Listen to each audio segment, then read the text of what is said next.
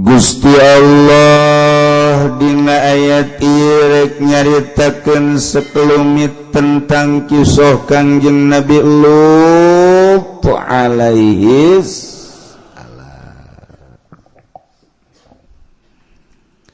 dimana Kangjeng Nabi teh ketika dicaci, dimaki, dihina, disia-sia, diusir, maka ngarasa prihatin Kangjeng Nabi teh ieu perasaan manusia.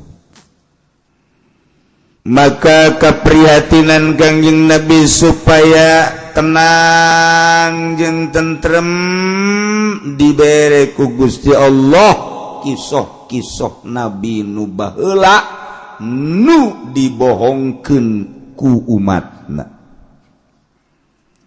Nu umatna nararaka teu nurut jeung teu ngadenge ka nabi-nabina, sehingga akibat teu ngadenge jeung teu nurut kaum-kaum tersebut disiksa ku Gusti Allah. Dengan ayana kisah tersebut nyulusup ka hate Kangjeng Nabi katentreman. Oh, diperbandingkeun jeung nu baheula can sakumaha orangna. Ayalah katentreman jiwa Kangjeng Nabi, tenang. Masya Allah. Setelah Gusti Allah nyaritakeun kisah tentang Kangjeng Nabi Ibrahim, tentang Kangjeng Nabi Saleh, Kangjeng Nabi Hud, kuari dek nyaritakeun tentang Kangjeng Nabi Lut alaihi salam, kumaha nyana di kaumna. Baheula teh aya Kangjeng Nabi Ibrahim. Kangjeng Nabi Ibrahim eta boga alo ngaranna Lut. Jadi Kangjeng Nabi Ibrahim teh jeung Kangjeng Nabi Lut dulur lantaran Kangjeng Nabi Lut ieu adalah anak adi bapana Kangjeng Nabi Ibrahim. Lahir sarua di negara Babilonia, Irak. Kangjeng Nabi Ibrahim lahir di Irak, di Babil. Kitu kene Kangjeng Nabi Lut lahir di Babil, Irak. Begitu gede umur bebelasan tahun, instruksi Gusti Allah, wahai Ibrahim, wahai Lut, coba maneh pindah ka negeri Syam. Parindahlah nyana duaan. Jadi sazaman Kangjeng Nabi Ibrahim jeung Kangjeng Nabi Lut sazaman, dulur alok. Bahkan Kangjeng Nabi Ibrahim nikah ka Siti Sarah. Siti Sarah teh adik Kangjeng Nabi Lut.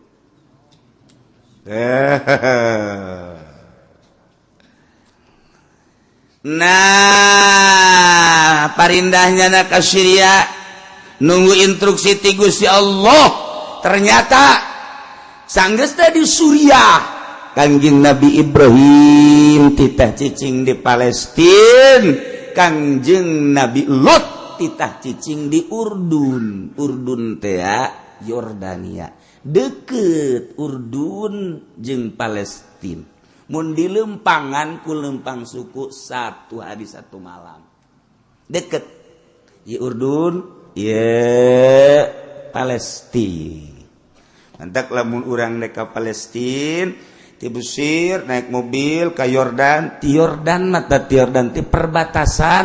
Ti perbatasan tinggal sabaraha jam kadinya. Sajam 2 jam masuk Palestina. Deket. Didinya lah Kangjeng Nabi Ibrahim di Palestina, Kangjeng Nabi Lut di Urdun, Yordania. Kebenaran di negara Urdun teh tepatna di Sodom atau Sadum. Baheulana Sadum, belah dia nak diganti Sodom. Eta teh kota. kebelah barat ka ditu kota deui eta teh sekitar bangsa 60 km aya kota deui ngaranna Rom. Kabelah selatan ka ditu ngaranna Amur kota keneh. Kabelah dia ka utara ngan kabelah dia ka kitu nan ngaranna timur nah eta aya kota deui ngaranna kota Muktafik. 4 kota paling besar kota Sodom. Di kota-kota nu lain mah tadi aya 100.000 mukotil tentara-tentarana di kota nu lain mah 100.000 lamun tilu berarti 300.000 di kota Sodom mah di dia mencapai kana 400.000. Geus loba horeg jelema harita. Sebab naon nu mantak loba? Sebab nu mantak loba sakali ngalahirkeun 4. Tilu ngalahirkeun teh 2. Jadi lamun ngalahirkeun hiji teh disengserikeun ku tatangga. Ngalahirkeun hiji angel kaloba cek nya teh. Ya memang turunan kotok rintik begitu. Tare loba. Lebatak di zaman Kangjeng Nabi Adam maju tere loba teh 2, 3, 4 ngalahirkeun teh. Geus kos kitu bae teh mah urusan Gusti Allah Subhanahu wa taala. Urdun. Kunaon kumaha eta di negara Yordan teh? Suburna kabina-bina. Subur teh lain susuburan, subur pohara jasa. Lamun melaksamangka teu kudu hese-hese jeung teu kudu dipupuk jaradi jadi samangkana teu bisa katangkep gede-gedena samangka. Lamun melak buah korma tek korma wow buahna sagede hulu korma di dahar kurang sabeula lagi mabok kurang mah. Buah tin, buah zaitun suburna luar biasa. Ya kitu kene bangsa jeruk, apel, termasuk kana bubuahan teh subur negara Yordan.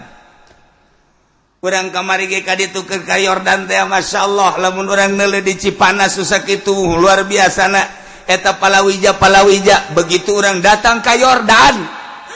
Neuleuh di Cipanas teh nanaonan. Sebab lo di Cipanas wortel paling ge sagede jempol suku barang datang ka Yordan wortel so pada kieu.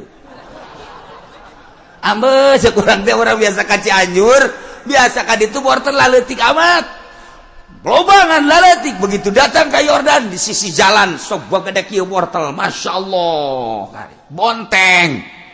Urang lamun neuleuh di Garut Pakidulan teh dikirim ka dinya bonteng bodas bonteng hideung. Kitu kene di Cipanas Cianjur bonteng bararagus. Begitu datang ka Yordan bonteng sok boga diabetes.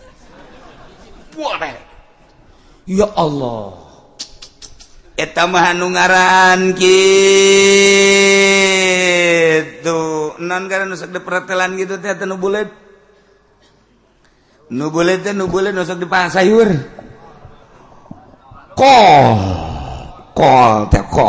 Dia urang mah segede hulu orok. Kol teh segede hulu orok. Jadi itu mah kol bobo deh jasa. Gede kol. Ku subur-suburna nagaya Yordan teh kos kitu pohara jasa tis. Nu mentek di Yordan mah patani ge marake jas bae. Sugan teh mah gaya tiris. Ngangon embe make jas, ngangon onta make jas. Atuh tukang ngabenerkeun listrik bae suguran kula mah pagawe horenganan PLN make jas. Wow, sekali pakai, 2 kali pakai dijual punyana jasna, kirim ke Indonesia. Dibelian tukang meulina ge. Murah, 100.000, 200.000. Kancing 2 hiji. Urut gangon embe di ditu dibeli ku urang. Di ditu urang gangon di dia pakai ngagaya, blow on.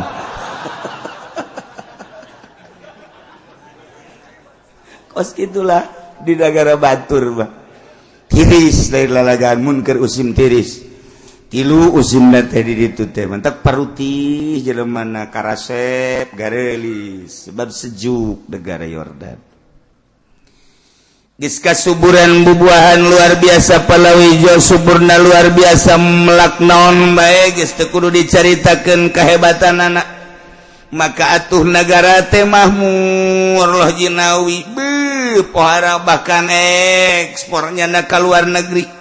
Anu dikirim ke Mesir ti Yordan, anu dikirim ke gitu Palestina ti Yordan, anu dikirim ke Saudi Arabia ge ti Yordan. Yordan negara anu sangat subur pohara luar biasa.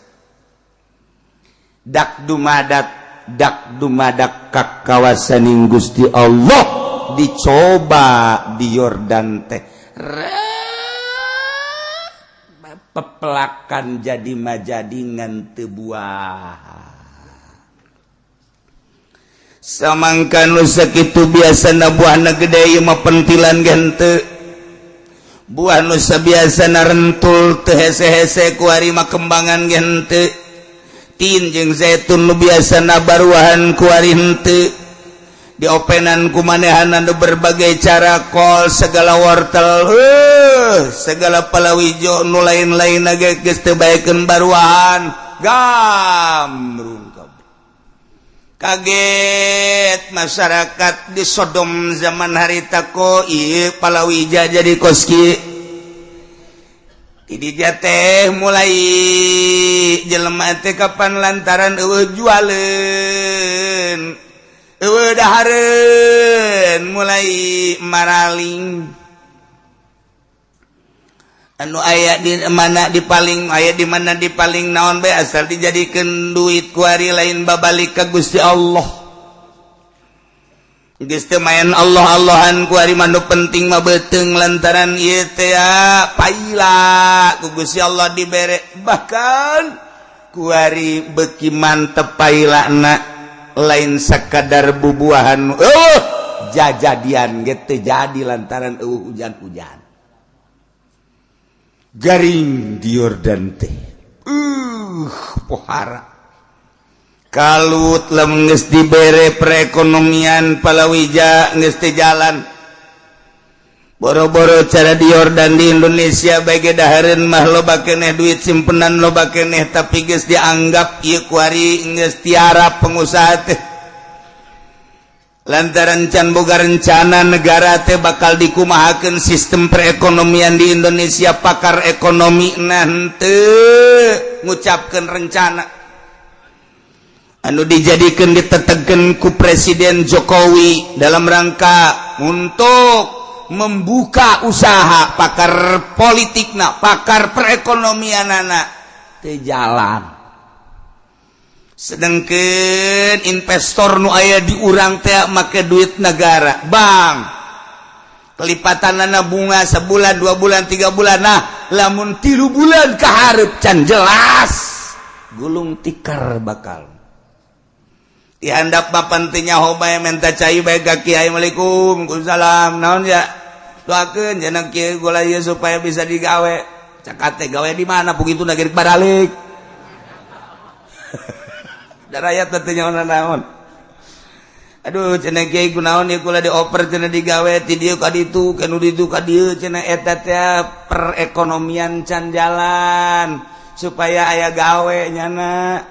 Geus dia digaji mah moal geus ka ditu bae arindu kanu ditu ka dieu ka ditu. Cuma temen ti tajong pelos cenah. Teu jelas. Kakaraksa kieu dahareun mah loba keneh. Duit simpenan di bupati mungkin masih kena puluhan juta, ratus juta dolar. Lamun sakelas bupati bae nyimpen dolar nu sakitu lobana encan gubernur encan menteri. Bohong kadik bupati teh nyimpen dolar. Bohong kajen ku kumaha ge sebab dikorek kamari ieu gubernur atut bae ge sabaraha simpenanana. Wawan bae ge nu teu jadi gubernur sabaraha simpenanana. Mobil mewahna bae ge anu ku urang henteu kabeuli jeung urang mah moal meuli ja teu kabeuli ambalaya eta kakaraknyana saurang mangkaning di Indonesia model kos kitu emang saurang ambalaya ngan kasusna bae can diangkat lain lalagan kabeh bupati teh eta teh jutaan nyimpen puluh ratus juta jak di kamana ke mandeg perekonomian teh. Nah loba keneh tapi rakyat makan kuari teu bisa disalahkeun. Maling lah jang beuteung nyana. Dituntut ke keluargana. Boga anak boga pemajikan digawe henteu hese lapangan kerja henteu aya. Pabriknya nadi kaluarkeun dagang teu mararaju deuk kumaha maling. Ieu kuari pamalingan di Indonesia meningkat dah luar biasa. Pemerintah geus teu bisa nyaritakeun maling sebabnya nage maling. Malah nyana ngomong ka pemalingan sia tuh lorosa teuing. Malingna ai maling mah maling bae geus aing maling ceuk cenah. Negara pemalingan di negara urang. Ya, baheula di Yordan dah seperti kos karitu. Pamimpin di negara tersebut terjelas. Sebab saat eta encan aya anu dikolotkeun. Geus gapilah kapilah bae harita teh nu loba teh. Rombongan ieu itu pamimpinna, rombongan ieu itu pamimpinna, kopilah kepala kopilah musyawarah. Dengan kepailaan di negara orang coba orang nyieun aturan kumaha ieu. Lantaran di negara orang teh kuari ieu geus paila aya ge kiriman ti negara luar. Kok di negara luar bisa ngirim ka urang sementara biasana negara urang ngirim ka batur kuari urang dikirim. Teu etis cak kepala kopilah. Teu etis we kajian kumaha urang nyeun aturan kumaha nyeun aturanana. Nah setiap negara luar asup ka negara urang gorib garana tamu nyana maka dipersilakan untuk ngirim barang cuman dengan syarat nyana kudu nonggeng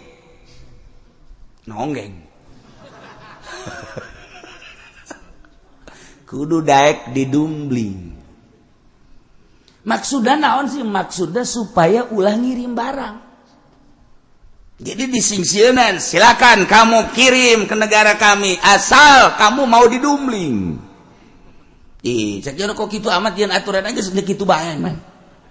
Di can hayang tadi nama can hayang dudumblingan gitu teh sakaran nyieun aturan supaya negara-negara luar teh ya ulah ngirim ka dieu disingsieunnan ku ketua-ketua ku kepala-kepala kira. Mulai arembungeun geus kagok cekna. Geus kagok negara urang teh kuari mah negara paila ulah aya kiriman ti nu sejen. Lamun aya silakan cuman nyana kudu daek didumbling. Atau kan arembung embung atau kudu didumbling mamanya cok dana teh kieu amat sih nyieun aturan. Di samping didumbling kudu mayar 4 dirham. Lamun nyana ngirim barang ka Urdun yakni ka Sodom di samping nyanana daek didumbling mayar deui 4 dirham sakali dumbling. Jadinya didumlingnya mayar. Mantep beres eta. Kudu lagi nu ngadumbling mayar. Ieu mah eta nu didumlingna nu kudu mayar atuh sararieun. Di luar nu Mesir teh anu Kuwait teh Dubai teh dan lain-lain sebagainya negara sekitarna arembungeun ngirim barang ka dinya kajan geus urang mah geus tanggung paila. Tapi mulai aya jelema kasep umur bebelasan tahun bangsa 15 16 tahunnya kasepna luar biasa nya asal kapangi bae jeung urang Urdun jeung urang Sodom nya selalu ngawer ka dieu poho lain ku sia dumblingnya nya kasepan. Watuh kasep ditangkep didumbling horenganan nu kasep eta setan. Ya setan ngarupa jelema. Mulai supaya resep ngadumbling sebab nyieun aturanna kos kitu. Ya otomatis lantaran ngeunah meureun sakali 2 kali 3 kali atuh setan ge disebar anak-anak buahna ge tuh lain hiji lain dua setan teh weh asal geus beres didumling setan terus musyawarah deui di handapan tangkal kayu caringin enak ya. Geus aya meureun cangkal caringin tiba heula berarti. Sana ngaroblor kan disebar deui otomatis lantaran geus terbiasa ngadumling di negara luar ge lah jang geus biasa urang dinya mah ngadumling masalah sebab perekonomian teu jalan. Maka perekonomian supaya jalan masuk siap dumling ya otomatis didumling. Jadi kuari majelema teh geus lain hayang ka awewe hayang na ka lalaki teu meunang mangge nu kasep lalaki langsung dibawa bae ka kamar terus ditonggengkeun ceces-ceces.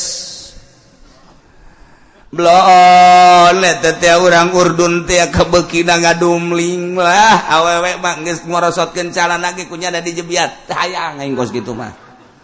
Tapi awewe ge lamun tukangna mah los daekeun nya ge. Jadi awewe ge didumling sarua bae lain ngan embung nu hareup. Hayangna nu tukang bae blon nya. Itu kunaon hayang nu tukang nya. Dibere nu hareup cak awewe teh ieu nu hareup embong hayang nu tukang bae. Tukang jadi ngadumling teh ka lalaki ka awewe ka lalaki ka awewe. Nah urusan soal dumling teh kapan dipermasalahkeun di zaman sahabat eta kumaha lalakonna. Lamun aya masyarakat anu ngadumling teh di zaman Sidina Abu Bakar Siddiq nyieun aturan ihraq dibeulem jelema anu daek ngadumling dibeulem. Di zaman Sayyidina Umar teh dibeulem. Di zaman Sayyidina Utsman mun aya nu ngadumling dibeulem. Di zaman Sayyidina Ali leuwih keras deui. Di samping ditazir dibeulem.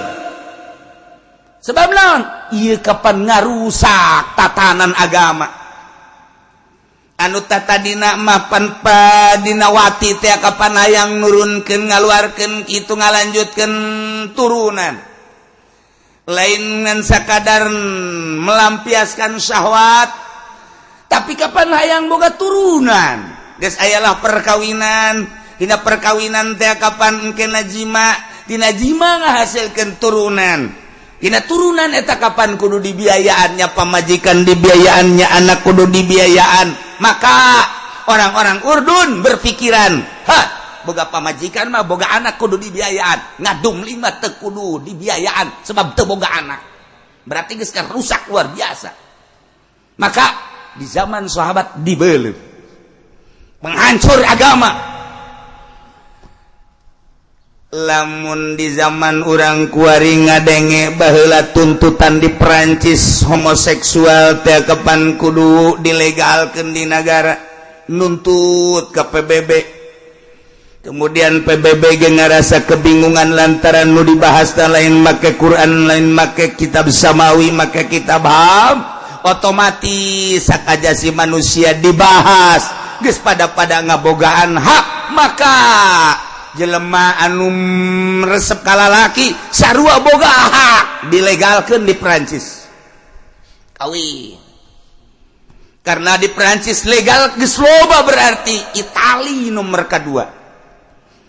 Di Itali di Mowai eta teh kapan hayang dilegalkeun negara Itali nu dianggap suci aya Roma tapi aya sebuah negara sebuah kota ngaranna Mowai di dinya teh hayang dilegalkeun lantaran loba jasa anu homoseksual nuntut ke PBB legalkeun Jerman nuntut ke PBB dilegalkeun akhirna secara dunia dilegalkan lalaki kawin ka lalaki.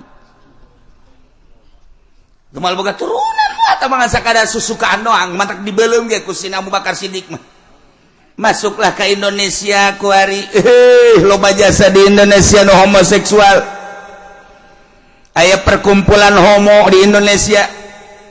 Jakarta geus puguh, Bandung geus puguh, Surabaya geus puguh, di Tangerang ge geus aya perkumpulan homosek. Geus mulai aya aba-aba dek datang ke DPR minta dilegalkeun sarua jeung seperti di luar negeri. Dek kumaha coba pemerintahan urang lamun ngabahas make HAM moal beda jeung Jerman, Prancis, Itali, Amerika. coba hayang neule jeung hayang ngadenge coba DPR diurang hayang kos kumaha coba nyana deuk kumaha coba lalakuanana geus lain nyaritakeun kudu dihad atawa kudu diranjam nyaritakeun soal legal jeung ilegalna acak-acakan selama pemerintahanana model kos kieu henteu make aturan Al-Qur'anul Karim moal beres aya masalahna naon ge masalah jilbab bae ge ku hese jasa jilbab bae ge ku hese sapira jilbab atuh tetapi kan teu beres-beres kunaon eta barodo coba nya namun ngaji ka Cilongo ka dieu beres geus kabahas kabeh bocahna Kiai Uci so amat emang aing sakapu kosok ai ka model kosia mah kitu aing ge sok bae lah sia barodo teuing atuh mantak naon ayo atuh jeung mayoritas Islam di urang masalah jilbab bae ge sakitu hesena komo masalah homo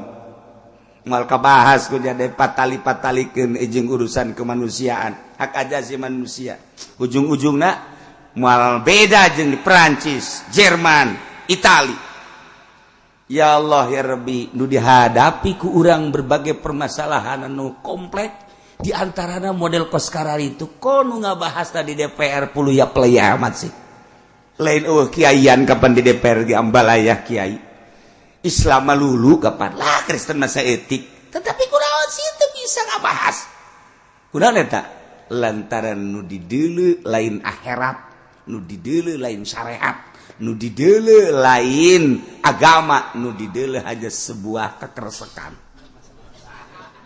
iya nu dideuleu teu saha nah kuari jarita di Yordan seperti itu ambalaya kuari mah hampir mayoritas homoseksual atuh jelema teh teu meunang aya nu kasep asal aya nu kasep diporosotkeun calanana titah nonggeng blon naon bedana teu jeung kuda naon bedana jeung kebo lantaran teu ngaharepkeun boga anak sebab lamun boga anak macaknya na ieu teh napakaheun urusaneun mendingan ngadum linga wawe ge atuh daek bade dumling masalah nu penting mah embung ka urusan hareupna lantaran ke bosi boga anak kadituna kapan urusaneun berarti dibere poek ku Gusti Allah poek pemikiran teh poek maka Allah ngutus seorang nabi nu ngaran Lut maneh cicing di Urdun luruskeun eta akhlak luruskeun eta moral bangsa Urdun anu geus galiwat wates kuari mah dirobah ka resep teh lain ka awewe kunaon resep ka bool nya nama teu meunang neuleuh bool anu nyentol-nyentol barolot diskus itulah jelema bangkawarah diutuslah Kangjeng Nabi Lut Kangjeng Nabi Ibrahim di Palestina Kangjeng Nabi Lut mah di Yordan deukeut ka dinya teh atuh Kangjeng Nabi Lut tadi titah ku Gusti Allah diangkat jadi nabi diangkat jadi rasul maka Kangjeng Nabi Lut dakwah nitah ulah boga kalakuan model kos kitu Kangjeng Nabi Lut langsung ngomong ka kaum wahai kaum Urdun di mana bae ayana ieu coba urang buka mata hate urang boga kalakuan teh beda jeung nu baraheula zaman bapa urang zaman aki urang uyut urang mah wajar-wajar bae ai lalaki mah hayang ka awewe kunaon saat ieu di mana bae kok resepna ka bool cek Kangjeng Nabi Lut ieu kira-kira tuh bahkan Kangjeng Nabi Lut dakwah kitu ge geus diincer bae Lut urang bool yu beres teu beres ya umat waduh jadi ancaman Lut cek lain sial kudu kumaha ieu tapi Kangjeng Nabi Lut bahkan Nabi Rasul maksumnya nama tetap dijaga secara mata kasat papan teka dulu penjagaan anak tapi secara gaibah kapan ayam malaikat tenang Kangjeng Nabi Lut ngan eta mah ancaman bae ulah bae aing cek Nabi nya geus rada ngageter-geter tetep Lut ge imun ka aing pan berapa ieu mangani Kangjeng Nabi Lut kasep dedeg pangadeg Kangjeng Nabi Lut mah jangkung irungna mancung matana burelek kemudian aya cambangan ka dieu aya janggotan ka dieu terus kulitna putih Kangjeng Nabi Lut mah bibirna semurada gede seetik hartina bagus lamun seri teh setiap jelema anu neuleuh ka Kangjeng Nabi Lut tertarik waduh sedangkeun Kangjeng Nabi Lut ngalarang dudum lingan model kostum